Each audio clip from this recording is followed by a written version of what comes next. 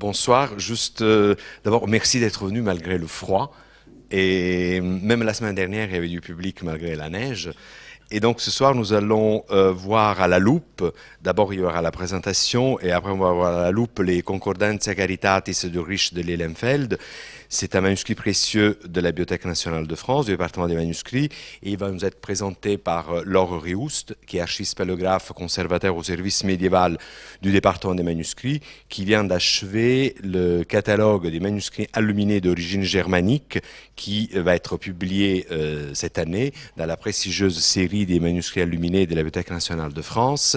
Et Rémi Cordonnier, je suis très content de revoir et retrouver ici, qui est conservateur du fonds ancien de la bibliothèque municipale de Saint-Omer et ancien étudiant de l'Université de Lille, docteur en histoire de l'art, et qui a publié avec le professeur Eck, que je salue ici, le bestiaire médiéval aux éditions Citadelle Mazenot. Donc on passe la parole. Merci et bonsoir. Si vous êtes coutumier de ce cycle de conférences, vous avez eu l'occasion d'y admirer les plus grands chefs-d'œuvre de l'enluminure. Et vous serez peut-être surpris par l'apparente modestie du manuscrit que nous allons vous présenter ce soir. Il s'agit d'un volume de papier, enluminé non pas de précieuses miniatures peintes et dorées, mais de dessins tracés à l'encre et aquarellés. Et pourtant, cette œuvre n'en est pas moins une source iconographique d'une grande richesse pour la connaissance de la culture médiévale. Elle nous permet en effet d'appréhender les liens symboliques, moraux et spirituels que les théologiens du Moyen-Âge établissaient entre d'une part la Bible et d'autre part la nature, dont la connaissance était diffusée par les encyclopédies, les bestiaires et les recueils d'auteurs de l'Antiquité. Mais faisons plus ample connaissance avec cette œuvre. Et nous passons au diaporama. Le texte des Concordantiae Caritatis a vu le jour en Autriche, et plus précisément à l'abbaye cistercienne de Lilienfeld, une abbaye fondée autour de 1202.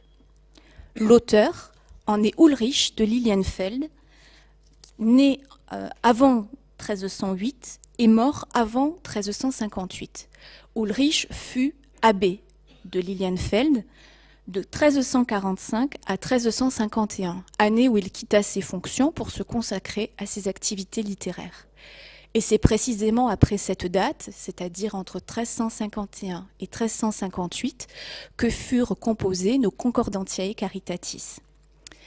Il s'agit d'une vaste œuvre typologique, c'est-à-dire d'un traité théologique établissant des rapports entre l'Ancien Testament et le Nouveau Testament, avec cette idée que l'Ancien Testament annonce les promesses qui furent réalisées et retranscrites dans les évangiles.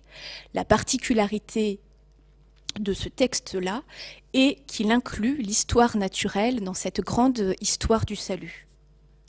Mais pour présenter le détail de cette œuvre, le mieux est de laisser la parole à son auteur, qui expose son projet dans le prologue de l'ouvrage. Il nous dit « L'ensemble de ce livre a été compilé tout spécialement à l'usage des clercs, simples et démunis, qui n'ont que peu de livres, car les images sont les livres des simples laïcs. » Donc si l'on en croit ce programme, l'ouvrage a été composé pour aider les prêtres dans leur tâche de prédication. Il se présente comme une compilation offrant aux pauvres clercs tout le matériau nécessaire à l'exercice de son ministère. Nous sommes, pour ainsi dire, en présence du tout en un du prédicateur parfait. On suppose que le premier public de cette œuvre fut la communauté de Lilienfeld elle-même, où elle put servir à la formation des religieux. Dans le prologue, l'auteur souligne également que l'œuvre a été conçue autour de l'image, qui représente plus de la moitié du volume. Ouvrons précisément ce volume au feuillet 11 verso et redonnons la parole à l'auteur.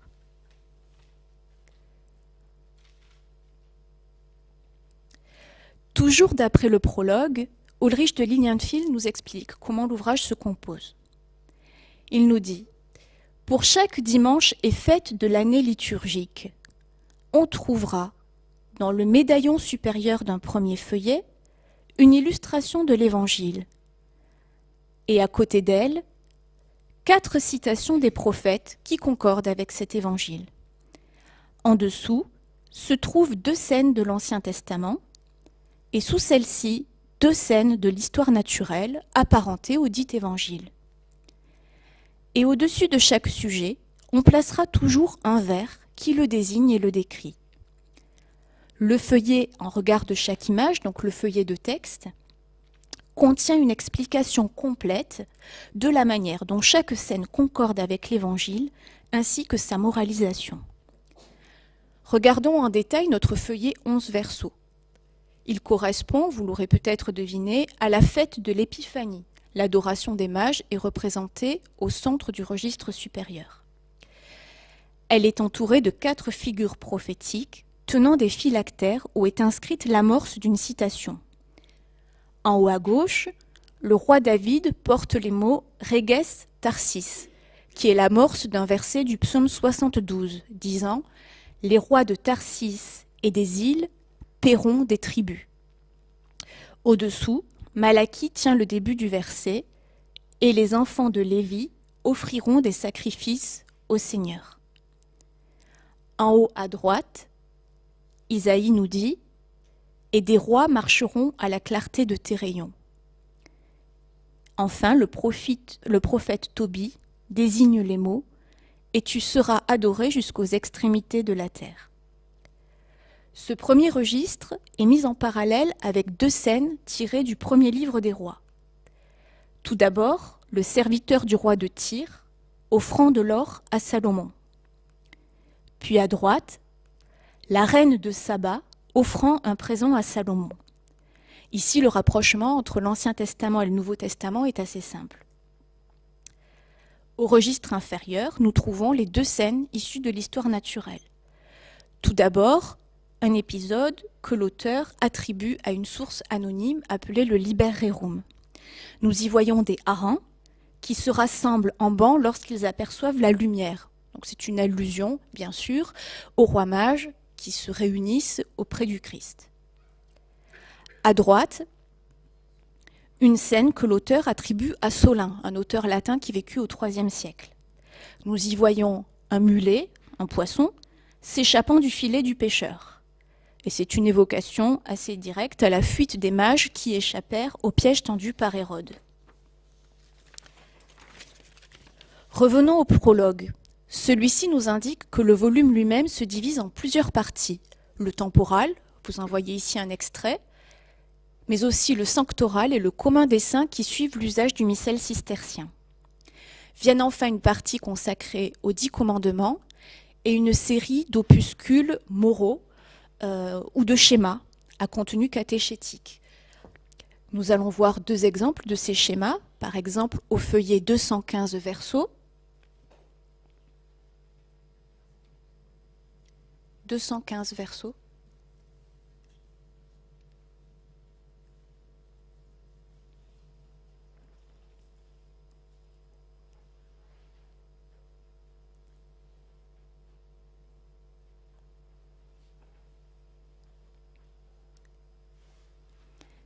Voilà, donc nous avons ici, sur la page de droite, pour vous, un fragment d'une psychomachie, c'est-à-dire d'un combat des vices et des vertus, qui sont figurés comme des chevaliers, avec ici un superbe orgueil à cheval et coiffé d'un cimier rehaussé d'un pan.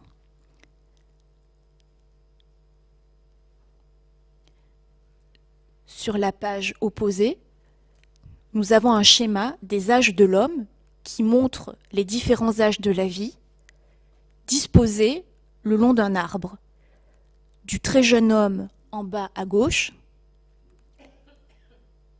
au très vieil homme en face, en bas à droite.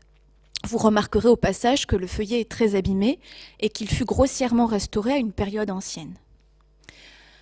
D'un point de vue du contenu, les Concordantiae Caritatis sont, comme nous l'avons dit, une compilation de sources, et celles-ci sont extrêmement nombreuses. Ulrich de Lilienfeld cite lui-même, plus ou moins précisément, avec plus ou moins de justesse, nous le verrons tout à l'heure, ses références en tête de chaque paragraphe. Outre la Bible, bien sûr, figurent en bonne place les pères de l'Église, en particulier saint Ambroise et saint Augustin, ainsi que Jacques de Voragine pour la géographie. Pour l'histoire naturelle, nous lisons les noms d'Aristote, Pline, Solin, Isidore de Séville, Platéarius, Alexandre Neckam, ainsi que différentes sources anonymes comme le Physiologus, l'Experimentator ou le Liber Rerum que nous avons cité tout à l'heure. Au total, les Concordantiae Caritatis mentionnent plus d'une centaine d'auteurs et de textes.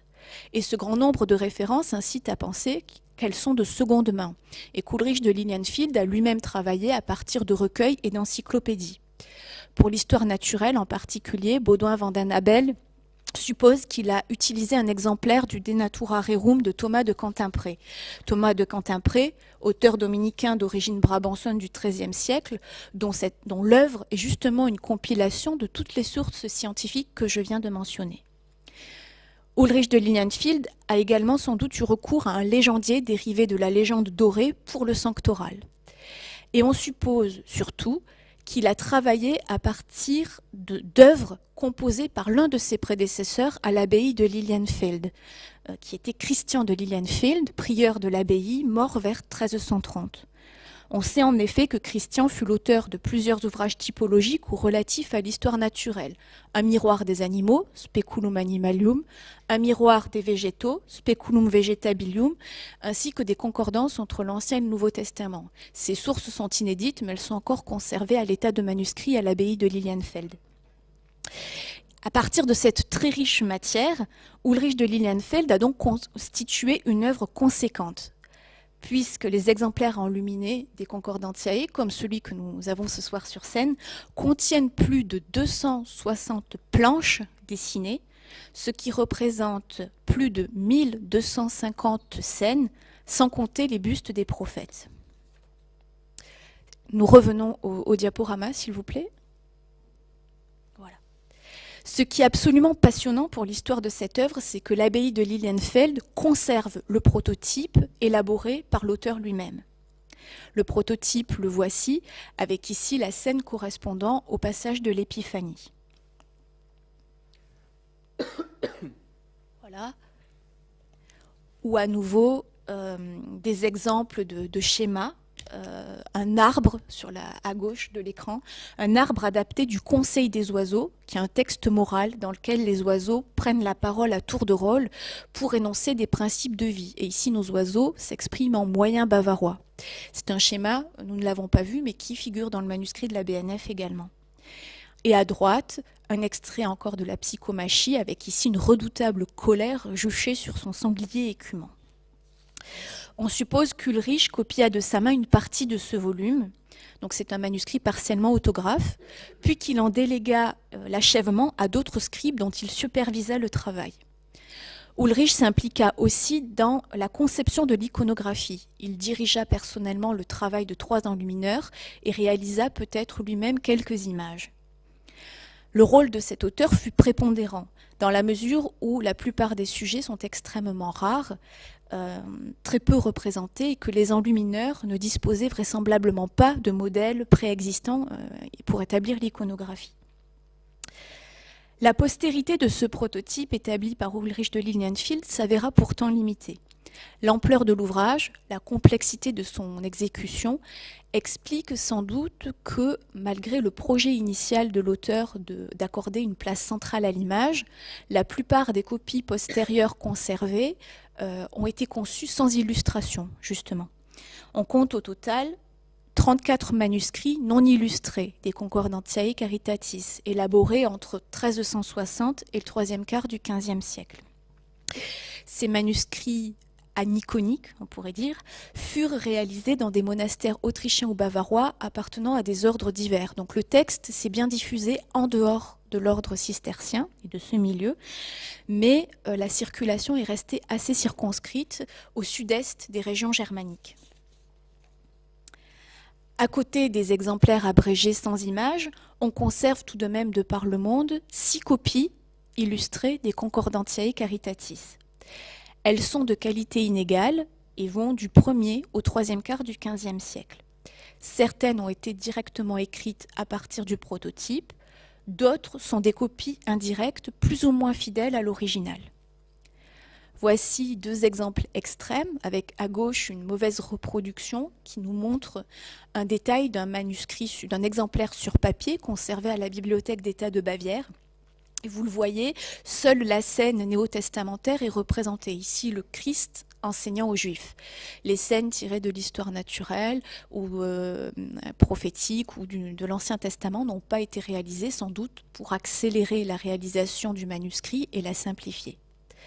À l'inverse, en face, nous avons une reproduction d'un exemplaire très luxueux qui est conservé à la Pierpont de Morgan Library de New York. Il a été copié à Vienne vers 1460-1470 pour un notaire du diocèse de Salzbourg. Et le caractère luxueux de cette copie contredit presque le projet initial de l'auteur qui destinait son œuvre aux pauvres clercs. Parmi la poignée d'exemplaires illustrés qui sont parvenus jusqu'à nous, on en retiendra surtout un, puisqu'il a vraisemblablement servi de modèle direct au manuscrit que nous vous présentons ce soir. Ce manuscrit, le voici, il est conservé à la bibliothèque centrale de l'ordre piariste à Budapest, toujours avec l'image liée à l'épiphanie. Il a été copié à Vienne en 1413 par un certain Stephanus Lang, un notable viennois formé à l'université de Prague. Les illustrations sont le fait de 7 artistes qui, à des degrés divers, adaptèrent et modernisèrent les schémas du prototype. Donc, par exemple, ici, si nous comparons le manuscrit de Budapest au prototype, nous voyons quelques différences. Tout d'abord, nous remarquons que la composition en médaillon sur le prototype, à droite de l'écran, a été abandonnée, sans doute pour des raisons pratiques. Nous notons également que le peintre du manuscrit de Budapest a apporté aux compositions une profondeur spatiale et un dynamisme dont le prototype est dépourvu. Il a également modernisé les figures selon les canons du gothique international qu'incarne ici la reine de Saba avec son déhanché gracieux. Vous remarquerez également ici l'armure qu'a revêtue l'un des serviteurs du roi de Tyr et qui est absente du prototype. Surtout si nous observons la scène de l'adoration des mages au registre supérieur, nous notons que la composition du prototype, qui est assez classique avec une vierge installée, trônant sur un siège, est remplacée dans le manuscrit de Budapest par une Madone d'humilité qui est simplement assise par terre, ici, avec les mages penchés sur elle, l'un d'eux baisant la main de l'enfant. C'est une composition qui est assez répandue dans la peinture bohémienne et autrichienne à partir de la fin de la seconde moitié du XIVe siècle.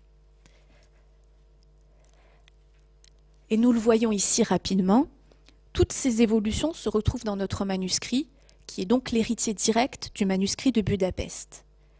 Mais il est temps maintenant de venir justement revenir à notre manuscrit pour l'étudier plus en détail. Et nous l'ouvrons au feuillet 224 verso. D'un point de vue de la tradition, l'exemplaire de la BNF est relativement tardif. Il possède un colophon rebriqué qui nous permet de dater et de localiser très précisément la copie. Le manuscrit a donc été exécuté le 20 décembre 1471 à Vienne, dans une maison dont l'adresse a été très précisément identifiée par des chercheurs autrichiens. Cela s'est passé au 11 Wallnerstrasse à Vienne. Donc si vous y passez pour les vacances, n'hésitez pas à aller vous recueillir devant cette porte. Le scribe est lui-même bien identifié. Il s'agit de Hans Jawalter ou Jaralter, selon les graphies. Il était chapelain à Saint-Michel de Vienne, documenté en 1469. Comme nous l'avons vu, Hans Jawalter a vraisemblablement copié son manuscrit directement à partir de l'exemplaire de Budapest qui, à cette époque, se trouvait toujours à Vienne, ou du moins sur un exemplaire directement lié au manuscrit de Budapest. La copie semble être celle d'un seul scribe, mais en revanche, on distingue 3 enlumineurs. Le premier artiste a réalisé simplement 5 feuillets au début du manuscrit. Par exemple, le feuillet 5 verso. Voilà. C'est la page relative à la visitation, représentée au registre supérieur. La scène est rapprochée de la rencontre entre Moïse et Aaron qui préfigure celle de Marie et d'Élisabeth. Puis en face, la seconde vignette au second registre, nous voyons deux chérubins. Si vous pouvez, c'est ça. Les deux chérubins surmontant l'arche d'alliance, qui renvoie eux aussi aux saintes femmes. Puis au-dessous, une scène que l'auteur attribue à Aristote, qui nous montre deux tourterelles, oiseaux chastes par excellence, qui se déplacent par paires. Et enfin, une description botanique que l'auteur attribue à Isidore de Séville. Nous voyons deux palmiers qui, soi-disant, au printemps, se rapprochent l'un de l'autre, s'enlacent de leurs branches et se fécondent ainsi mutuellement. C'est une allusion à la fécondité spirituelle de Marie et Élisabeth. Le style de ce premier artiste se caractérise par un dessin rapidement esquissé, rehaussé d'un lavis de teinte claire. Cet artiste est celui qui suit le plus précisément le modèle de Budapest, jusque dans ses détails stylistiques les plus particuliers. Détails stylistiques qui sont archaïsants au moment où il peint son propre manuscrit, puisque n'oublions pas que plus de 50 ans séparent les deux exemplaires. Par exemple, si nous revenons à la miniature avec Moïse et Aaron, nous voyons que notre artiste a reproduit le détail des manches qui s'envolent, qui est vraiment un détail caractéristique du manuscrit de Budapest. Le second artiste a réalisé 4 miniatures, 4 planches illustrées. Par exemple, le feuillet 16 verso. C'est le feuillet qui correspond au dimanche de la quinquagésime, donc le 50e jour avant Pâques. Il représente au registre supérieur le Christ guérissant l'aveugle de Jéricho. Passage mis en relation avec l'archange Raphaël, guérissant Tobie. Juste au-dessous. Voilà, la guérison de Tobie par l'archange Raphaël. Et en face, un passage qui est très peu représenté. On y voit Jonathan, fils de Saül, qui, ignorant le jeûne excessif, abusif imposé par son père, a mangé un peu de miel. Il retrouve des forces, nous sommes pendant le combat contre les Philistins, et ses yeux furent éclaircis, nous dit le texte. Donc, ce qui fait écho à la guérison de l'aveugle de Jéricho par le Christ. Ces scènes sont rapprochées au registre inférieur de 2 scènes à nouveau de l'histoire naturelle. Tout d'abord, l'aigle, qui donne la vue à ses petits en exposant leur regard au soleil. Puis, à droite, un passage attribué par l'auteur à Pline et qui nous parle des lézards devenus aveugles avec l'âge et qui recouvrent la vue au soleil. Le style de ce second artiste se traduit par un trait sec, des figures assez mal proportionnées, aux draperies schématiques et disposées sur des sols rehaussés d'un lavis de gris. Cet enlumineur suit lui aussi assez fidèlement les compositions du manuscrit de Budapest, mais il introduit ce style très personnel qui est lui aussi nourri de modèles encore relativement anciens pour l'époque à laquelle il travaille. Les spécialistes ont en effet pu rapprocher son style de celui du maître de Saint-Matthieu de la Bible d'Oteinrich, qui est une œuvre créée dans la région de Ratisbonne vers 1430. Enfin, la majorité des enluminures de notre volume sont l'œuvre d'un troisième artiste, à qui l'on doit par exemple le feuillet 38 verso. Ce feuillet correspond au dimanche de Laétaré, donc le 4e dimanche de Carême. Il représente, au registre supérieur, la multiplication des pains et des poissons. Puis viennent un passage issu du 2e livre des rois, Joram, roi d'Israël, offrant un repas aux captifs araméens. Puis un passage du 1er livre de Samuel, David et ses hommes en fuite mangeant le pain consacré. Enfin, un épisode attribué à Platéarius, qui nous parle du cerf, qui a la capacité de se soigner en mangeant des branches d'olivier. Et en face, un épisode attribué au Liber Rerum, où l'on voit un homme jetant du pain au cygne qui le redistribue très généreusement aux poissons. Cet artiste est, pourrait-on dire, le plus moderne des trois et vraisemblablement surtout le plus jeune. Il est aussi celui qui a pris le plus de liberté vis-à-vis du manuscrit de Budapest, transformant par exemple les drapés et les vêtements selon les canons de son temps. Sur cette image, il a notamment, si on peut prendre un peu de recul, une vue d'ensemble, voilà, ici, voilà. Notamment, il a modernisé l'armure, qui est représentative des armures du XVe siècle, qui diffère de celle du manuscrit de Budapest, avec un soldat coiffé d'une salade à visière et de rondelles de protection sur le plastron. L'artiste a aussi réinterprété les postures et les physionomies des prophètes avec une grande liberté. Il maîtrise assez bien le rendu des volumes et de l'espace et témoigne d'un plus grand sens du détail que ses prédécesseurs. À l'issue de cette brève présentation du manuscrit, une question se pose.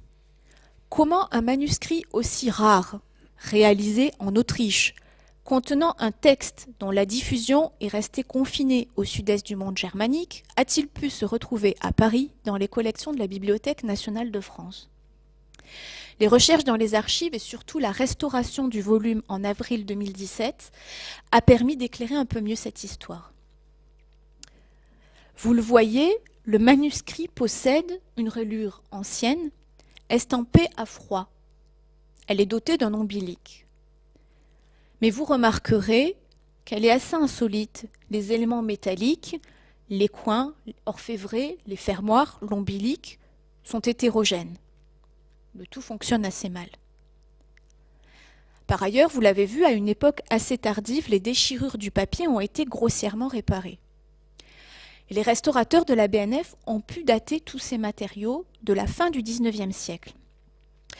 Il semblerait qu'à cette époque, un relieur ait restauré le manuscrit qui devait être dérelié, puisqu'on sait que des cahiers ont été perdus.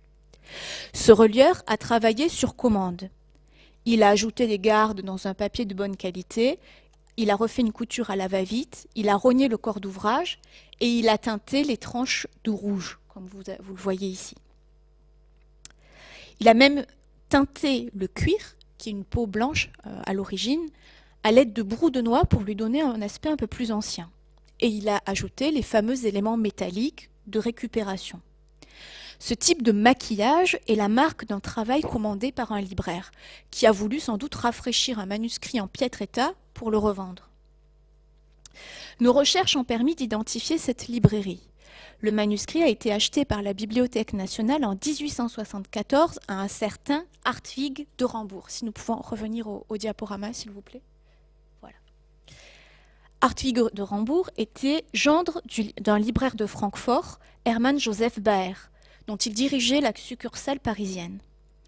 Mais il était également un éminent orientaliste, qui fut employé au cabinet des manuscrits, dont il rédigea un catalogue de manuscrits arabes en 1866.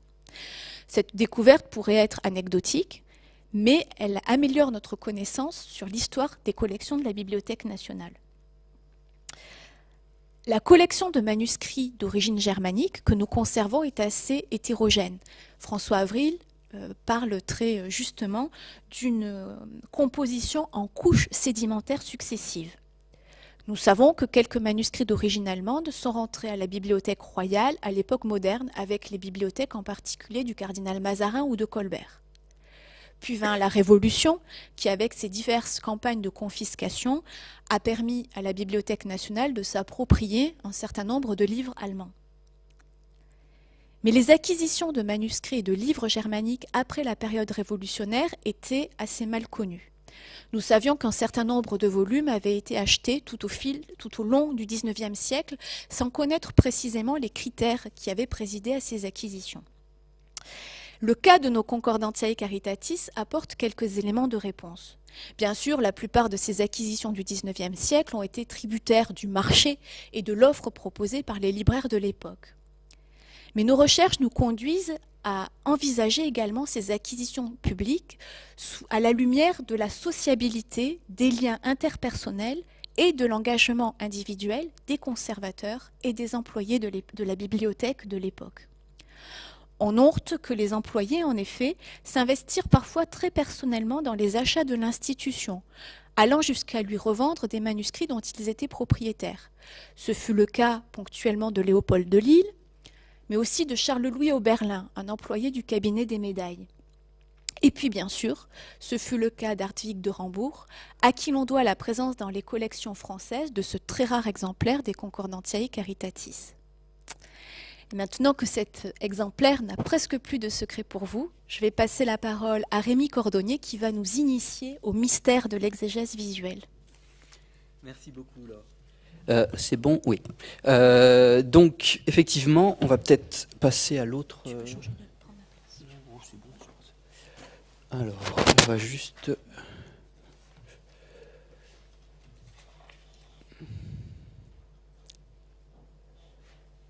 Je vais mettre le.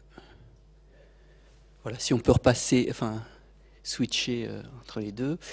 Et c'est vous qui passez les. Je me souviens plus si c'est vous qui passez les. Ou si c'est moi. C'est moi. Ok, très bien. Alors effectivement, après avoir vu à la loupe, grâce à Laure, l'exemplaire des Concordanciers de Paris, ce que je vais vous proposer pour ma part, c'est de prendre un peu plus de hauteur par rapport à cette œuvre, pour essayer d'en comprendre un petit peu le contexte de production, les éventuelles problématiques posées par le contenu, son fonctionnement, et surtout le rapport texte et image qui sont fondamentaux ici, d'où l'expression d'exégèse visuelle qui est revenue sur le devant de la scène depuis quelques années maintenant, 10-15 ans, on commence vraiment à se repencher sur cette question du rôle de l'image dans l'exégèse au Moyen-Âge. Mais avant de revenir là-dessus, je vais vous rappeler un petit peu, encore une fois, la structure globale de ces images. Donc, avec ici l'exemple du folio 146 verso qu'on verra après en direct. Donc, on a une structure tripartite, avec une première portion, un premier tiers supérieur de l'image qui est en fait donc a priori l'élément principal, qui suit le sens de lecture traditionnel d'une page. Juste en dessous, deux autres images qui lui font écho dans l'Ancien Testament, donc d'où le lien de concordance entre l'Ancien et le Nouveau Testament. Les autorités de l'Ancien Testament, pour la plupart, qui viennent appuyer le lien entre les deux testaments, avec les annonces. Et enfin, on en parlait avec Laure, la particularité, et ce qui me vaut d'avoir le plaisir d'être avec vous ce soir, la présence d'éléments tirés de la création ou de la nature. Voilà, donc avec à chaque fois des liens sur lesquels je vais revenir par la suite, qui permettent de mettre tous ces éléments en concordance, les uns avec les autres, en résonance même, on pourrait dire, les uns avec les autres. Voilà ce que ça donne du point de vue du contenu textuel, puisque je vous l'ai dit, dans ce volume, le lien entre le texte et l'image est fondamental, même si par moments, il apparaît plus ténu, notamment lorsqu'on va chercher les références métatextuelles, mais dans l'ensemble, c'est quand même fait pour fonctionner comme un tout. Je crois que Laure vous l'a dit, il semblerait qu'Ulrich, dans l'exemplaire partiellement autographe, a bien insisté sur le fait qu'il a composé aussi les images, et il aurait été rédacteur d'une partie des tituli, des rubriques qui viennent entre guillemets, expliciter l'image. Et on a également un lien, ça on l'a vu, on n'en a pas trop parlé je crois jusqu'à maintenant, mais avec le texte qui est en regard et qui vient donner un complément d'information ou une explication plus détaillée, textuelle cette fois, de l'image et des liens entre les images et de l'Ancien, du Nouveau Testament et de la nature. Alors, je pointe déjà un élément qui est assez surprenant dans ce volume, c'est le nombre assez impressionnant d'erreurs que l'on trouve notamment dans les références textuelles. Alors, une des explications probables, on en discutait là encore tout à l'heure, c'est que Ulrich devait vraisemblablement travailler de mémoire, ce qui est normal pour l'époque. Il faut savoir que surtout dans un monde monastique, on passe son temps à lire les Écritures, à les réciter, à les psalmodier, etc. Donc on a une fréquentation des textes sacrés qui est quotidienne et voire plusieurs fois par jour, ce qui fait qu'on acquiert progressivement une connaissance quasi par cœur du contenu du texte sacré. Cela dit, entre connaître un texte par cœur, par la psalmodie, et le référencer, c'est pas la même gymnastique intellectuelle, et on se rend compte donc que là, pour le coup, la gymnastique d'Ulrich est pas très au point. Et notamment, là, vous en avez un exemple pour la référence à Ézéchiel. Alors, la variante, vous voyez, est ténue ici. On est au verset 4 et non pas 24 comme il l'indique dans le manuscrit. Et ça, on en a pléthore tout au long du volume. Laure me signalait, parce qu'elle avait creusé un peu plus la question que moi, qu'il s'en mêle beaucoup les pinceaux entre les 4 livres des rois et aussi avec les Maccabées, je crois. C'est ça, voilà. Ça, il a un peu de mal avec les Maccabées aussi. Alors, pourquoi? Ça pourrait être intéressant de creuser la question, de savoir si c'est par une présence moins importante de ces textes-là dans la liturgie traditionnelle ou dans les Écritures. Ça pourrait être une explication.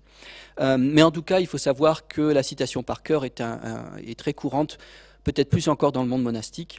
Un auteur que j'ai beaucoup fréquenté, que je vais solliciter à plusieurs reprises dans la présentation, qui s'appelle Hugues de Fouillois, avait la même pratique, et ce qui explique que parfois on a des approximations dans les citations.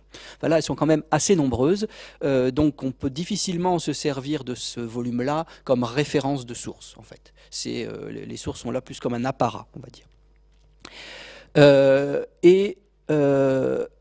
De même pour les sources tirées du monde de la nature. Donc Laure vous a parlé de la quantité d'auteurs cités et référencés qui est très très importante, mais pour la plupart ils sont cités de seconde main, eux-mêmes cités donc d'après des encyclopédies, des sommes. Alors vraisemblablement celle du prédécesseur donc d'Ulrich Christian, qui a produit donc un certain nombre de spéculats, qui était le terme courant pour désigner des encyclopédies ou des grandes œuvres compilatoires à l'époque, mais également d'ouvrages plus classiques, plus connus, et notamment, donc, comme l'a dit Laure aussi, Baudouin van den Abel a beaucoup travaillé là-dessus, enfin en tout cas a produit un ouvrage, un article où il le mentionne, l'encyclopédie de Thomas de Quentin-Pré, qui est elle-même donc une compilation de sources. Et effectivement, lorsque l'on compare ici, donc à droite, un feuillet, un extrait d'un texte de notre manuscrit, et de l'autre un manuscrit, donc en l'occurrence conservé à Valenciennes de Natura Rerum de Thomas de Quentin-Pré, ça colle assez bien au niveau des textes. On a presque une citation littérale avec des petites variantes quand même, mais grosso modo la source semble bien être là. Ça confirme, s'il le fallait, l'hypothèse de Baudouin. En revanche, il y a d'autres cas qui posent quand même aussi des petits problèmes, puisque dans le même feuillet, on a la comparaison d'un côté avec, vous l'avez vu, le molosse, et de l'autre avec la vigne, dont il est dit que la fleur de vigne fait fuir les animaux vénéneux, sauf que ça ne marche pas du tout, puisque dans les sources où on retrouve ce genre de citations et d'éléments, la source la plus ancienne, c'est Pline, qui sera reprise par la suite par Isidore et Solin. C'est pas du tout la vigne qui a cette propriété, c'est la fleur de laurier. Bon, alors là où la nuance, où l'erreur peut avoir été faite, c'est le fait qu'il faut tremper cette feuille de fleur de laurier dans du vin. Alors est-ce que là, il y a une concomitance des thèmes qui a créé une sorte de confusion? Ça peut être une solution. L'autre hypothèse, c'est des manuscrits vérolés du texte de Thomas ou des sources de référence. Et c'est vrai qu'il y aurait... On a beaucoup évoqué la question des multiples thèses possibles à prévoir sur l'étude des sources et de ce texte, mais il serait très intéressant de savoir quel était le contenu de la bibliothèque de Lilienfeld à l'époque de la composition du livre, pour savoir quelles étaient les sources réelles qu'il avait, et alors, si par miracle en plus les manuscrits ont été conservés, vérifier si les erreurs ne viennent pas de là. Mais je sais que Laure a gentiment, à ma demande, vérifié si la plupart des erreurs, notamment de référencement biblique, était également présent dans le manuscrit de Lilienfeld, et c'est le cas. Donc ça veut dire que dès le départ de la tradition manuscrite, il y a toutes ces erreurs qui sont là. Alors je crois que là on peut revenir sur le manuscrit pour montrer la page pendant que je vous explique donc un petit peu plus la question de l'exégèse, puisque pour bien comprendre ce principe, il faut d'abord remettre les bases d'aplomb. Alors pour ceux qui connaissent déjà le sujet, je vous prie de m'excuser, comme l'aurait dit Hugues de Fouillois, de vous parler simplement de choses compliquées, mais c'est bien d'avoir en idée, d'avoir dans la tête pourquoi en fait il s'est embêté à faire tout ça, notre cher Ulrich.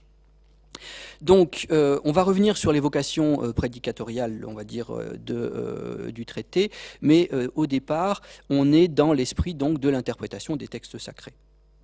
L'exégèse est fondamentale, elle est au cœur de la théologie chrétienne et notamment de l'époque médiévale pour celle qui nous intéresse, et elle a pour objectif donc de faciliter la compréhension de l'enseignement divin, qu'il soit transmis par le texte biblique ou par la création. Donc on a en fait, elle est basée sur une opposition, on va dire, primordiale entre une lecture littérale, donc directe des choses, ou une observation directe des choses, et ce que l'on appelle plein de mots différents dans la tradition textuelle, mais grosso modo l'intelligence spirituelle. L'objectif étant donc de dépasser la signification temporelle des mots et des choses pour retrouver leur vérité permanente. On est aussi dans une tradition qui s'inspire de traditions bien plus anciennes au christianisme, et notamment de philosophies platoniciennes et néoplatoniciennes qui ont perduré dans la pensée chrétienne pendant très très longtemps. Et donc on va mettre en place un principe qu'on appelle la translatio, ou que Boès appelait mutatio, qui consiste donc de remonter de l'humain vers le divin, en s'appuyant donc sur cet enseignement général.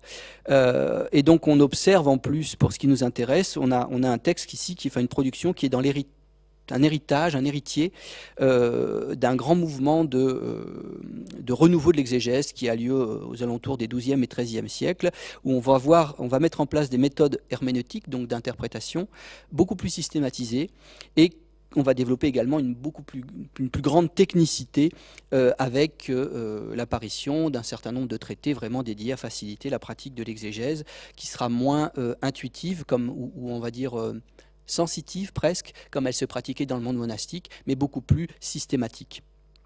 Et on va voir apparaître notamment, enfin parmi ces techniques, il y a notamment les recueils de Distinctiones, et on va revenir dessus un peu après.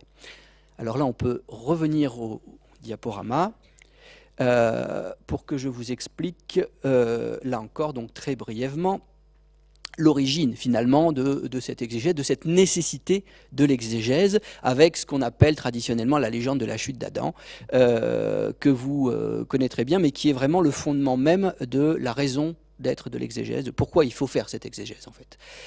Donc vous vous rappelez qu'au début, donc la création précède d'ailleurs la création de l'homme, le Dieu crée la création, met en forme sa pensée, incarne son verbe, donne chair, donne matière, modèle la matière pour les gnostiques à l'aune de son verbe, et ensuite il crée l'homme et lui ainsi insuffle son esprit, ce qui va permettre à l'homme, et là je vais citer Alexandre Nekham, qui est un prédicateur que certains ici connaissent bien, et qui a des images toujours assez merveilleuses pour évoquer les choses, et il parlait donc, disait qu'à cette époque, avant la chute, Adam, le premier homme, avait la capacité de voir luire le verbe divin dans les créatures. C'est-à-dire qu'il pouvait voir directement l'essence première des choses, telles qu'elles avaient été conçues dans l'Esprit de Dieu, à travers les créatures, leurs formes, etc. Ce qui va lui permettre d'ailleurs de nommer les créatures. C'est pour ça que je vous ai mis cette petite image tirée d'un bestiaire, où on a souvent cette scène en ouverture du traité. Il est capable de nommer les créatures d'après leur nature propre, parce qu'il a pas encore chu, et donc il a encore cette capacité de communication directe en quelque sorte avec le créateur, ce qui va lui permettre donc de nommer proprement les créatures en fonction même selon même la volonté divine. Seulement, les choses vont se compliquer avec l'arrivée du péché originel. Donc, en goûtant du fruit du bien, du mal et de la connaissance, vous m'excuserez le parallèle, mais Adam va commencer à comprendre les choses. Et là, ça va poser problème, puisqu'en comprenant les choses, il va commencer à s'intéresser plus aux créatures qu'au Créateur. Et il va se détourner progressivement de la contemplation divine, ce à quoi il était quand même destiné en premier lieu. Et il va commencer à ne moins s'intéresser au Créateur et plutôt à la chose créée, à la nature, au monde. Et donc ne plus remplir son office en quelque sorte d'adoration de Dieu. Et c'est ce qui va entraîner donc la chute, l'expulsion du paradis et l'obligation donc de travailler les connaissances. En gros, pour le faire simple, vu qu'il décide de mieux connaître les choses que le Créateur, qu'il a qu'à se débrouiller tout seul, quoi, en quelque sorte. C'est un peu la morale de l'histoire. Donc, du coup, par rapport à ce qu'on avait au départ, cette connexion directe avec le Créateur va se transformer, va changer de nature. Dieu est quand même, en tout cas le Dieu des chrétiens, est censé être toute mansuétude et toute bonté. Donc en fait, il n'a pas complètement chassé, il a laissé la possibilité à l'homme de retrouver sa place d'origine. C'est juste que l'homme, ayant détourné son regard de la divinité, alors là j'emploie un terme que j'emprunte à Hugues de Saint-Victor, son oculus contemplationis, son œil de la contemplation s'est obscurci. Un voile, une taie s'est posée sur son regard, et il n'a plus été capable donc de voir ce fameux Verbe divin luire dans les créatures, de même que le Créateur lui-même. Et il lui faut désormais gagner, remonter vers Dieu ou réouvrir son œil de la contemplation. Et pour ça, il doit travailler. C'est la même chose que ce que je vous ai montré tout à l'heure avec le travail de la terre.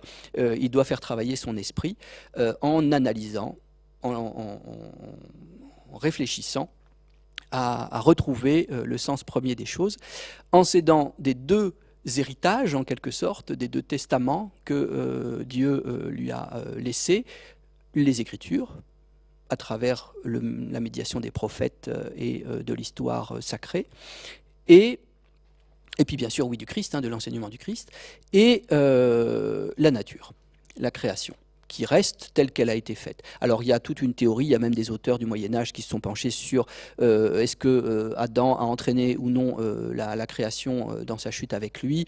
Voilà, il y a des questions, je ne vais pas rentrer dans les détails là-dedans, mais de grosso modo, la création reste quand même un moyen de remonter vers Dieu. Alors, on peut revenir sur le manuscrit avec le folio 8 verso. Voilà. Donc, du coup, comme je vous l'ai dit, les Écritures et la nature, dans l'esprit global de l'exégèse chrétienne, fonctionnent comme un tout. On parle d'exégèse totalisante. C'est un concept qui a été grosso modo théorisé en premier par saint Augustin, mais qui va se développer par la suite et faire loi un peu partout. Et donc, grâce à ça, nature et livre biblique, on va dire, et écriture vont fonctionner en duo, en quelque sorte, dans les Écritures. Ce qui explique que on a dans l'exégèse, et ce qui explique qu'on a ici dans notre traité les deux éléments qui sont associés. Donc, des éléments de l'Ancien Testament, là tirés de l'Apocalypse ou de l'Ancien Testament, et en bas, donc, des équivalents de cet enseignement que l'on peut trouver parmi les caractéristiques des choses de la nature. Donc, pour la nativité, on a bien sûr le thème de la licorne qui est associé à la pureté de la Vierge, et en parallèle donc l'escarboucle que l'on peut trouver dans un saphir et qui évoque là encore la pureté de la Vierge et la richesse de son enfant.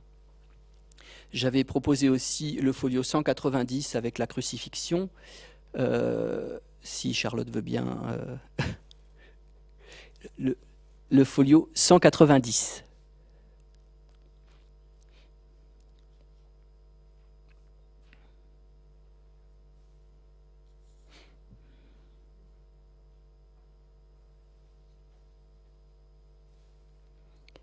Donc là, même principe. Hein, c'est juste pour évoquer hein, les connexions qui peuvent être faites. C'est souvent lié à l'enseignement. Alors, on va revenir aussi sur la manière de créer la typologie, mais c'est vrai que c'est souvent assez parlant, sauf dans le cas où Ulrich va chercher des sources un peu alambiquées et que les liens ne sont pas forcément hyper flagrants, mais dans l'ensemble, ça se lit assez bien.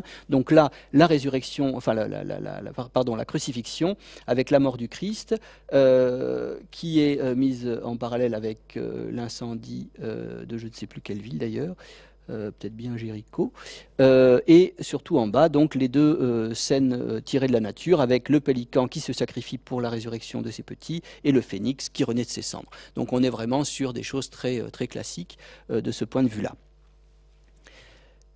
Alors, on va revenir au diaporama.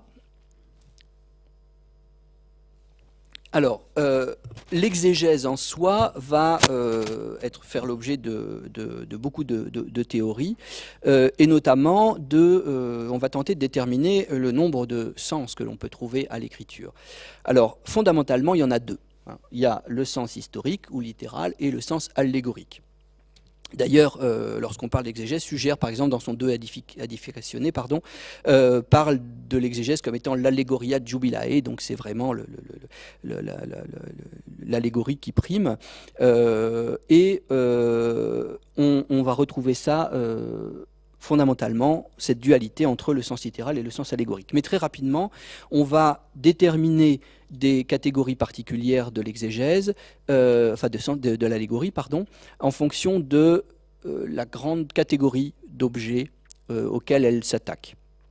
Donc, on a le sens allégorique, mystique, typologique ou spirituel, avec en sous-catégorie, dans une première triade, l'allégorie pure en lien avec les mystères christologiques et ecclésiologiques. Et ensuite, la tropologie, qui est tout ce qui est de l'ordre de l'enseignement moral. Donc ça, c'est une première triade qu'on trouve assez régulièrement.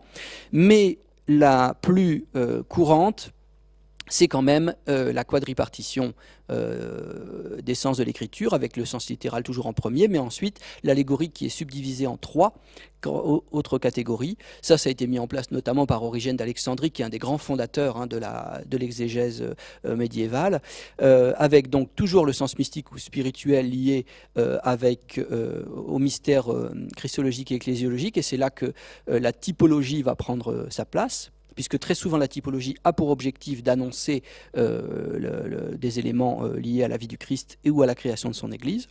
Ensuite, on a l'anagogie, le sens anagogique, alors un peu plus complexe, mais qui est lié en fait tout simplement aux fins dernières. Hein. L'anagogé, c'est l'élévation spirituelle, donc c'est ce qui arrivera donc à l'homme à la fin des temps. Et enfin, toujours la tropologie avec la morale. Sachant que l'allégorie pure, on va dire, et l'anagogie sont elles-mêmes souvent très liées les unes aux autres. Alors, pour vous donner un exemple, et encore une fois, citer mon auteur fétiche de Hugues de Fouillois, je vous ai mis ici des citations. Alors, c'est du latin, mais vous verrez, je suis très mauvais latiniste, mais ça se lit assez bien, c'est très transparent. Donc, il explique qu'il y a comment fonctionne dans le principe de l'exégèse, avec, en illustrant les 4 sens de l'écriture par l'exemple de la Jérusalem céleste. Donc il explique qu'il y en a 4 dans l'écriture, et qu'il y en a une qui est matérielle, donc ça renvoie au sens littéral, une qui est mystique, c'est le sens allégorique, l'une qui est morale, la tropologie, et l'une qui est anagogique. Alors la première, c'est celle qui se trouve en Judée. La mystique, c'est l'Église. La Jérusalem allégorique, on va dire, c'est l'Église. Donc on est toujours dans l'ecclésiologie. La morale, c'est celle qui est... c'est l'âme fidèle, l'âme du fidèle. Et ensuite, l'anagogique, c'est la patrie céleste, donc c'est la Jérusalem céleste. Ensuite, il explique que la première a été faite de bois et de pierre, que la seconde a été faite de justesse et avec justice. La troisième est constituée par les vertus, et la quatrième, elle est celle qui est habitée par les anges et les hommes. La matérielle également va être détruite, la mystique transférée, la morale édifiée, ou édifiante on pourrait dire même, et l'anagogique, elle a toujours été là et elle sera là toujours. Et enfin, la première contient les choses et les actes, la seconde les mystères, enfin les figures mystérieuses ou les mystères des figures, la troisième les exemples moraux, et la quatrième les différentes maisons célestes. Et là, il évoque notamment comment on appelle ça, la hiérarchie céleste du pseudo-Denis. Voilà. Donc, je pense qu'avec ça, vous avez bien saisi comment fonctionnaient ces quatre sens et à quoi ils se réfèrent. Alors, la concordance, là, on est sur un type de sens particulier. Je vous ai dit tout à l'heure qu'on était surtout dans une question d'ecclésiologie et de christologie. Et effectivement, les concordances typologiques proposées par Ulrich de Lilienfeld ont pour objet principal le Christ, les mystères du Christ et de l'Église, puisque c'est d'abord, il le rappelle dans son prologue que Laure vous a lu tout à l'heure, c'est un traité qui s'appuie sur la liturgie. Donc on est bien dans le contexte de la pratique religieuse. Donc du coup, lorsqu'on reprend notre schéma de tout à l'heure, en fait on n'a pas quatre sens ici, mais on en a tout simplement deux. Le sens littéral. Alors là, moi je vous le propose comme ça parce que souvent c'est quand même lié au Nouveau Testament. On aurait pu considérer que les deux scènes qui sont là font aussi partie du sens littéral, dans le sens où on a une représentation d'événements de l'Ancien Testament. Mais comme ils sont en lien avec le Nouveau, et que c'est le Nouveau qui prime, le Nouveau qu'on essaie d'expliquer, on considère que l'allégorie est occupée par tout le reste du diagramme. Donc l'allégorie ici, typologique. On a aussi deux modes de fonctionnement de cette allégorie, deux points d'ancrage, on va dire, de la comparaison. Ce que Gilbert Daran aurait appelé les enclencheurs du saut herméneutique, mais je vous épargnerai ce vocabulaire un peu barbare. Donc on a souvent des liens qui sont faits avec les personnes, c'est-à-dire que le Christ est annoncé par une personne de l'Ancien Testament, ou l'une des actions du Christ, ou alors par les choses. Les choses étant elles-mêmes conçues de la sagesse divine, elles contiennent en elles-mêmes tout le mystère, en fait, potentiellement tout le mystère de l'enseignement chrétien. Et c'est ce qui explique qu'on peut illustrer, en tout cas d'après Ulrich, toute la liturgie, toutes les lectures liturgiques par la nature également. Alors, je vais rester un peu là-dessus pour compléter le propos sur l'exégèse totalisante. Oui, j'ai quand même à dépêcher parce que je crois que le temps passe. Mais il y a beaucoup à dire malheureusement sur ce traité, ou heureusement d'ailleurs. Donc, en fait, cette exégèse, ce lien entre les deux,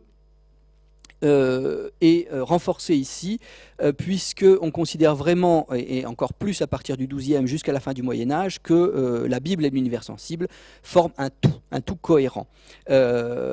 Gilbert Daran explique justement donc, que la Bible s'explique par le monde et le monde par la Bible, et ils permettent, en fonctionnant ensemble, de mieux saisir le contenu du message donné par Dieu aux hommes. Et c'est en cela qu'on peut parler donc d'exégèse totalisante.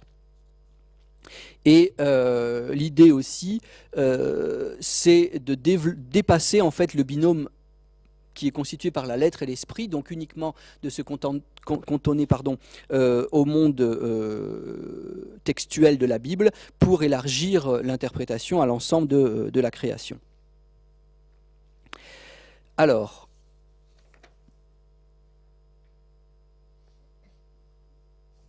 on va avancer un peu. Alors, ce principe de typologie Ancien-Nouveau Testament, et même avec le monde naturel, va connaître une fortune considérable. Hein. On a ça énormément dans beaucoup d'œuvres différentes et sur tous les supports, surtout pas uniquement dans les manuscrits. Donc là, je vais vous montrer quelques exemples célèbres. Hein. La Bible moralisée, qui fait des liens, là encore, entre l'Ancien et le Nouveau Testament. La Bible des pauvres, je ne sais plus si tu en avais parlé, non, tu ne l'avais pas évoqué, mais la Bible des pauvres, c'est aussi un ouvrage qui a lieu, qui apparaît vers la fin du Moyen-Âge et qui va être extrêmement diffusée. Elle va être d'autant plus diffusée qu'elle va même être portée à l'imprimerie, elle va être imprimée. Ça fait partie des premiers xylographes et par la suite, elle va continuer d'être reproduite. Donc, c'est vraiment considéré comme une source fondamentale pour le rapport typologique et ça fonctionne. Vous voyez, c'est très proche quand même dans la structure. On a toujours une scène de l'Ancien Testament, du Nouveau Testament associé à 2 scènes de l'Ancien et 4 citations des prophètes. Mais par contre, là, on n'a pas le monde naturel qui est évoqué. Je vous montre un exemple cher à mon cœur, puisque de l'endroit d'où je viens, le pied de croix de Saint-Bertin, pour vous montrer qu'on a aussi la typologie dans des œuvres qui ne sont pas forcément manuscrites. Alors ici, la typologie fonctionne entre le pied de croix, qui est malheureusement la seule pièce qu'on ait conservée. Il y avait très certainement une magnifique croix orfèvrée avec la crucifixion, et donc tout le pied est associé à des scènes de l'Ancien Testament qui évoquent, enfin qui sont traditionnellement présentées comme des types de la crucifixion. Et donc là, vous voyez un exemple avec Isaac qui porte le bois de son holocauste. Là-bas, la veuve de Sarepta. Et en bas, la fontaine, la fonte vitée de Moïse. Donc, vraiment, autant de thèmes qui se retrouvent dans toute la littérature typologique de l'époque. Ils sont mis en lien avec les 4 évangélistes qui supportent le pied de la croix. Et là, pour le coup, on a quand même le monde naturel, puisque si vous regardez ici, alors là, malheureusement, ça ne se voit pas très très bien, mais croyez-moi sur parole, vous avez les 4 éléments qui sont représentés ici à la base de la croix. Et donc au-dessus, on avait la croix de la crucifixion qui termine le rapport typologique. L'ambon de Nicolas de Verdun, très connu, une œuvre majeure de l'orfèvrerie mosane du XIIe siècle, et qui elle aussi est entièrement composée d'iconographie typologique, de liens entre l'Ancien et le Nouveau Testament. Beaucoup de triptyques staurothèques donc, qui contiennent des petits morceaux de la croix reprennent ce principe-là. Alors c'est vrai que de toutes les images typologiques, la crucifixion est certainement celle qui est la plus répandue parce que c'est la plus parlante et la plus importante, on va dire, des mystères chrétiens. Mais donc ici, on retrouve à chaque fois le même élément. Là, vous voyez par exemple, donc bien sûr, hein, l'antitype du Nouveau Testament, c'est la crucifixion. Et là, vous avez plein de scènes qui sont mises en lien. Là, on reconnaît Jonas et la baleine, par exemple. Donc, qui évoque l'annonce de cette crucifixion dans l'Ancien Testament. Un autre exemple en pâture murale, avec la cathédrale du Puy-en-Velay. Alors malheureusement, elle est incomplète, mais on a quand même donc bien la crucifixion ici, les 4 citations des prophètes sur les côtés, dans une structure très proche de celle de nos manuscrits ou de la Bible des pauvres, et on avait dans la partie basse des scènes de l'Ancien Testament qui ont été malheureusement bûchées, effacées par la suite. Oui, alors ça, j'en ai parlé tout à l'heure, je me suis rendu compte un peu tard que je m'avançais un peu par rapport à cette image. On en connaît d'autres, hein, donc il existe des vitraux typologiques à foison, mais là, ce qui m'intéressait, c'était les 2 animaux, sauf que manque de peau, j'ai appris quelques temps après avoir conçu le diaporama que c'est d'un rajout du 19e. Mais bon, néanmoins, il s'est inspiré d'un autre vitrail qui présente la même structure, et il n'est pas complètement anodin d'avoir mis le pélican et le lion, qui sont des naturalia traditionnels de l'évocation de la résurrection, et je crois que je vous en avais montré un sur une des pages de nos concordanciers tout à l'heure.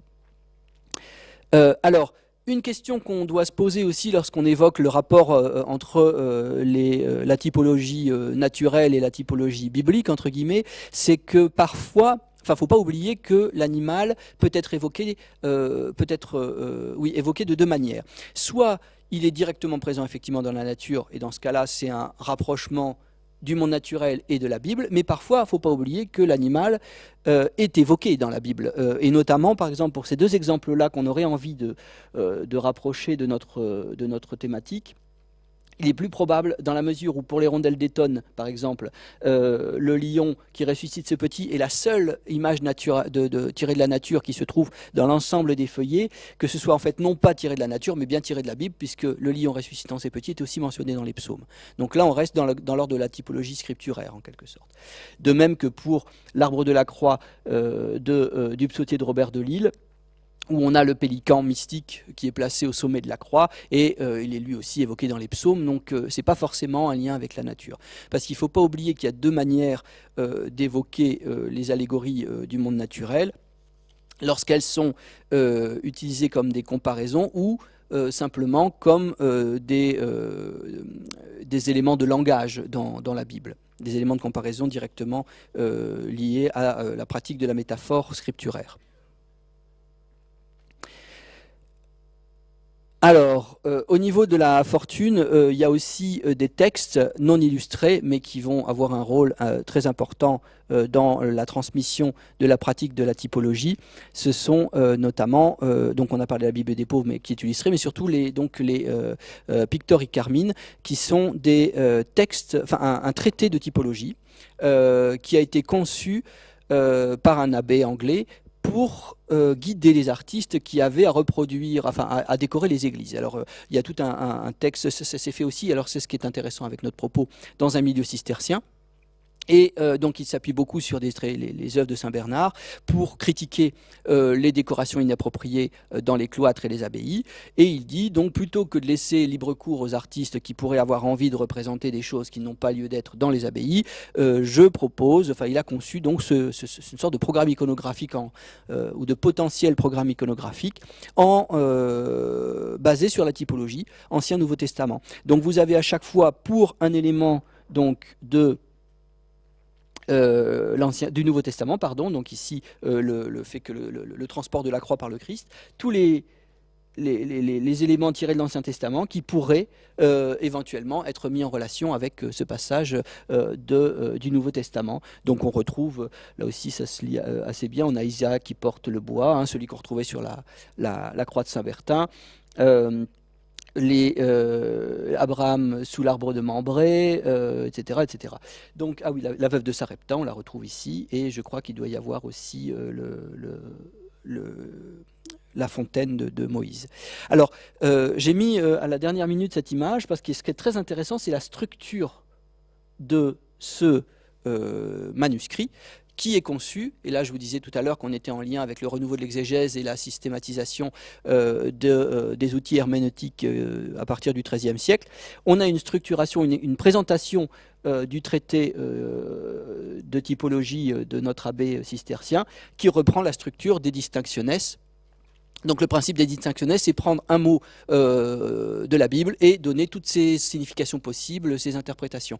Donc vous en avez, c'est pas valable que pour la Bible. C'est un schéma mental qui se met en place donc 12e, 13e siècle et qui va devenir la règle par la suite et qui est applicable à tous les savoirs. Et notamment, je vous ai donné ici un exemple tiré d'un autre manuscrit qui n'a rien à voir avec la Bible puisque c'est un traité les Articella, c'est un traité de médecine. Donc c'est vraiment comme un fonctionnement intellectuel qui va se généraliser à l'époque et qu'on va retrouver dans le monde de la typologie. Et finalement, lorsque l'on regarde la structure de nos images des concordanciers, c'est un peu le même principe, c'est-à-dire placer une image au centre et mettre en parallèle tous les éléments qui peuvent lui être rapprochés. Alors, ce qui était intéressant aussi du niveau de cette structuration, c'est je crois que j'ai zappé un retour au niveau des images. Non, c'est bon. On est dans les... Comme j'ai plus beaucoup de temps, je vais sauter les 4 images et je vais aller directement aux arbres. Donc, je vous montre ça rapidement pour que vous ayez en tête l'origine un petit peu, on va dire, didactique de la pratique des images qui vont accompagner la suite. Alors c'est à partir du folio 218. Donc en fait, on voit notamment apparaître un certain nombre d'ouvrages qui vont mettre en place une exégèse visuelle fondée sur des compositions diagrammatiques de plus en plus schématisées, de plus en plus structurées, et qui reprennent les pratiques des diagrammes didactiques de l'Antiquité. Là, on peut passer. Donc, vous avez Macrope, Boès et Porphyre, et on va retrouver donc un certain nombre de ces schémas structurants, on va dire, que sont la roue, le diagramme en arceau et l'arbre, de plus en plus régulièrement repris dans les traités didactiques, en tout cas pédagogiques, de l'époque médiévale. Et notre schéma, nos concordanciers, s'appuient beaucoup là-dessus, notamment dans la partie finale du volume, qui s'offre comme une espèce de petit compendium de toutes les images mnémoniques qu'on connaissait à l'époque. On a notamment donc ici une série d'arbres. Les arbres, il y a eu beaucoup d'articles là-dessus. Christian me corrigera, mais je crois que c'est Jean Wirth notamment qui a écrit un très bel article. Jean-Claude Schmitt aussi a écrit un article sur les arbres mnémoniques et la structure arborée comme élément. Alors souvent, on retrouve la structuration de l'arbre de Porphyre. Vous voyez, c'est cet arbre avec les branches qui descendent ou en parallèle et qui mettent en lien 3 items et qu'on retrouvera régulièrement dans les pages et qui a l'avantage de permettre de structurer la pensée en lien avec des pratiques qui datent de l'Antiquité. On sait qu'elles remontent au monde grec, mais on connaît surtout la source latine, qui est la Rhétorica Aerenus, qui est transmise notamment par un pseudo-Cicéron, et qui donne une technique pour mémoriser les choses plus facilement, en construisant mentalement. Alors, à l'origine, c'est ce qu'on appelle le palais de mémoire, donc une structure architecturée que vous créez dans votre tête à partir d'un élément connu éventuellement, et dans laquelle vous pouvez vous promener et placer tel ou tel objet pour faciliter la remémoration du contenu d'un propos. Et donc, par la suite, cette chose qui se passe uniquement dans la tête va se transposer sur le papier avec donc des structures en arbre et à la fin, on va peut-être aller directement à la fin pour aller voir l'édifice. Alors c'est le folio 216 verso. Ah non, pardon, c'est avant. Donc 216 verso et 218 avec les tours. Voilà, on en a un là.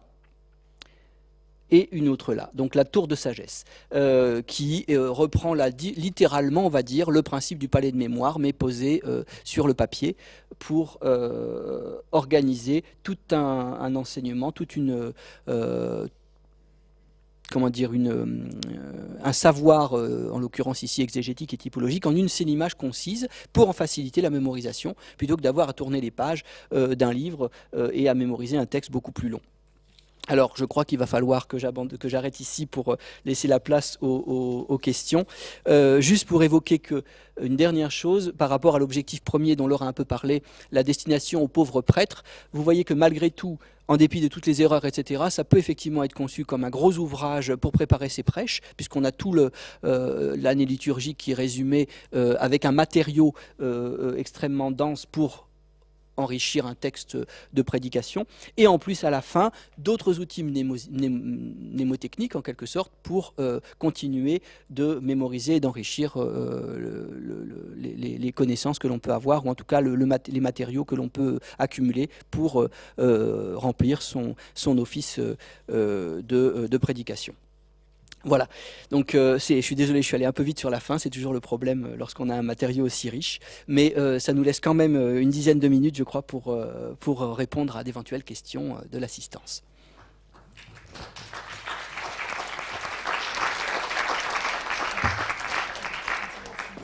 Oui, c'est bon, après ça aurait été des digressions intéressantes, mais ça a été, ça n'a pas l'air trop confus.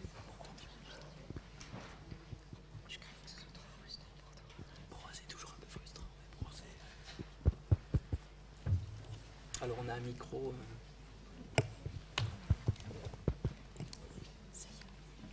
Est-ce qu'il est référencé sur Gallica Oui, tout à fait. Il a été numérisé cette année, donc il est référencé sous Gallica sous la cote NAL 2121. 2129. Ok, merci.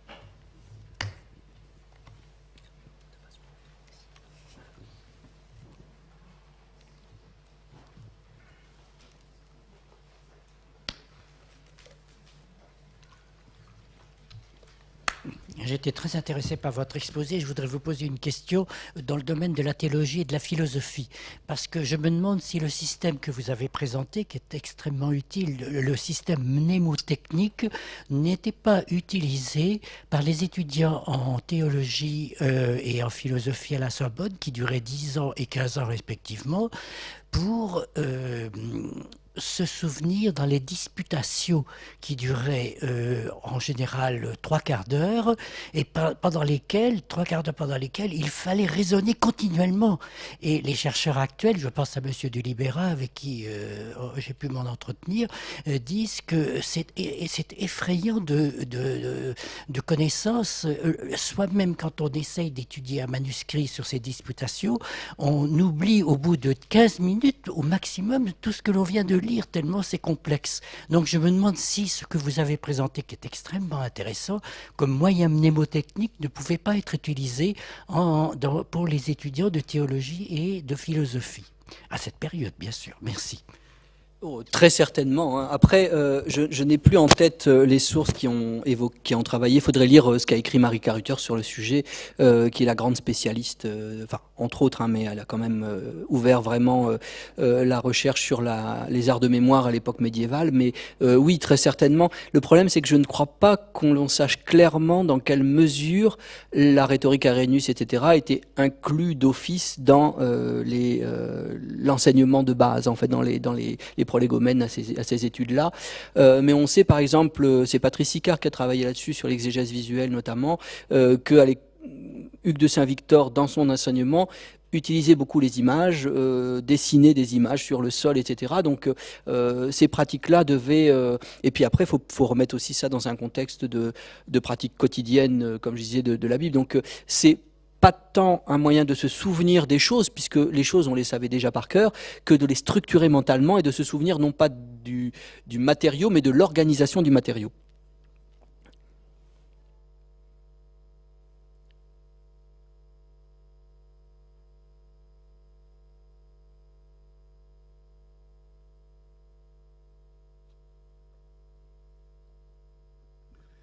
Merci d'abord.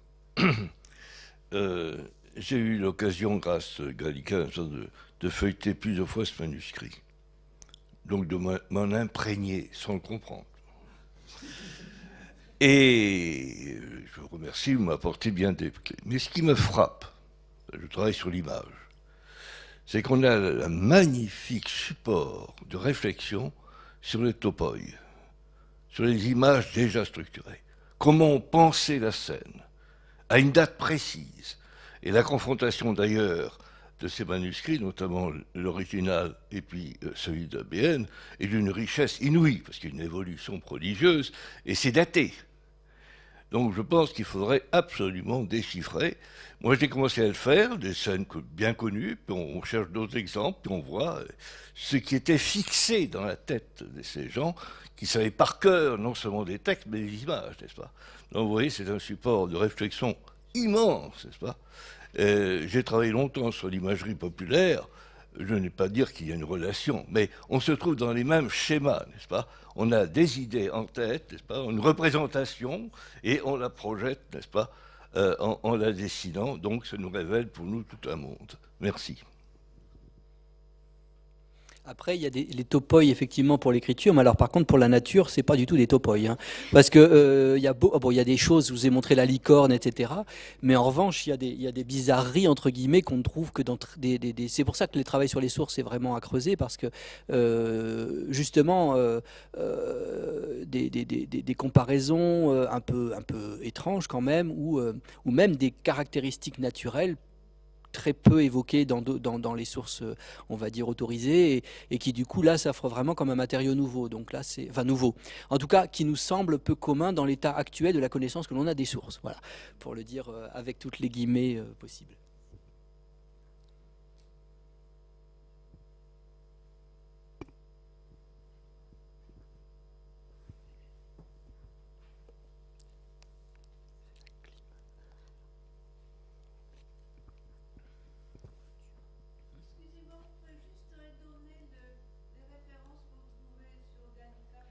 Oui, NAL pour nouvelle acquisition latine, 21-29. S'il n'y a plus de questions, nous allons clôturer la conférence. Je voudrais simplement retenir votre attention 1 minute pour adresser quelques remerciements. D'abord à Charlotte de Noël, chef du service des manuscrits médiévaux, qui a gentiment accepté de tourner les pages pour nous ce soir. Gennaro Toscano et Isabelle Lemaine de Chermont, directrice du département des manuscrits, qui sont des grands organisateurs de ces conférences. Également Monsieur Ramirez, Frédéric Ramirez, qui s'occupe de toute la logistique des conférences, et puis le régisseur et le caméraman, grâce à qui nous avons pu observer ce manuscrit à la loupe. Je vous remercie.